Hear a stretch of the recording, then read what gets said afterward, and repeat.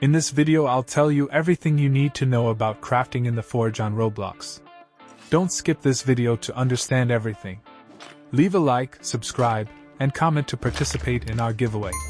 Crafting in the Forge might look easy at first, but I'll tell you it's one of those systems that catches tons of players off guard because the game never explains how the bonus math actually works. Everything comes down to how much of each ore you drop into a recipe.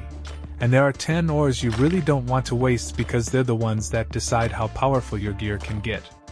I'm talking about obsidian, revelite, uranium, myethil, iron, firite, magmite, light, demonite and darkrite. These are the ores that give the real passives like movement speed boosts, extra power, stronger defense, and those late game bonus effects that basically carry your build. If you throw them away on random crafts, getting them back later takes way too long. The main thing you need to understand is what players call the Forge rule. Every item you create uses ores that add up to a full 100%, and if you want a certain ore to give its max bonus, you need to push it to around 30% in the recipe. Once you cross that line, the passive is capped, so throwing in extra pieces of the same ore won't make it any stronger. Since you can't realistically max out everything at the same time, you usually let one ore sit at a smaller percentage so it still gives a tiny passive.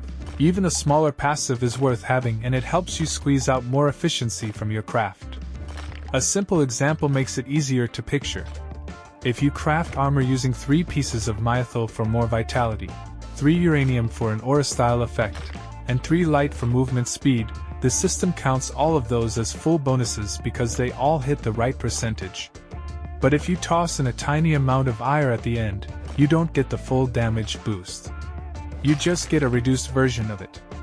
It's still helpful, but nowhere near the full 30% power spike. When you're working on mid-game armor, one of the most reliable setups uses uranium, obsidian, myethil, and iron.